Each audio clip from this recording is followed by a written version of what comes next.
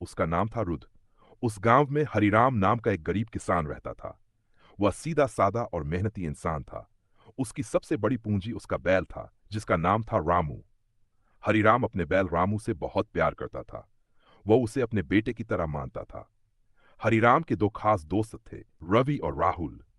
दोनों ही हरिराम की ईमानदारी और मेहनत की बहुत इज्जत करते थे। एक साल गांव में बहुत बुरा सूखा पड़ा। बारिश नहीं हुई और खेतों में फसल नहीं हो पाई। हरिराम का सारा गुजारा खेती पर निर्भर था, इसलिए उसका जीवन संकट में आ गया।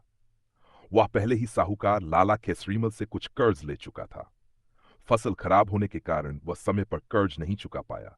लाला बहुत कठोर और लालची आदमी था। उसने हरिराम से कहा, अगर कर्ज नहीं चुका सकते तो मैं तुम्हारा बैल ले जाऊंगा। हरिराम बहुत दुखी हो गया, क्योंकि रामू सिर्फ बैल नहीं, बल्कि उसका सबसे अच्छा दोस्त और परिवार का हिस्सा था। हरिराम ने बहुत कोशिश की कि कहीं और से पैसे मिल जाएं, पर उसकी गरीबी और हालत को देखकर कोई मदद करने को तैयार नहीं हुआ। आखिरकार लाला रामू को अपने साथ ले गया। गांव वाले ये सब देखकर बहुत दुखी हुए, पर किसी में लाला के खिलाफ बोलने की हिम्मत नहीं थी। रवि और राहुल ये सब चुपचाप देख नहीं पाए। उन्होंने मिलकर एक योजना बनाई।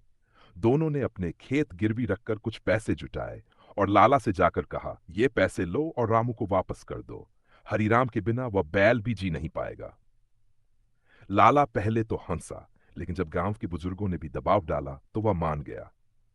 हरिराम को जब यह खबर मिली तो उसकी आंखों में आंसू आ गए। वह अपने बैल रामू से लिपटकर खूब रोया। इसके बाद हरिराम ने रवि और राहुल को अपने सच्चे भाई की तरह माना।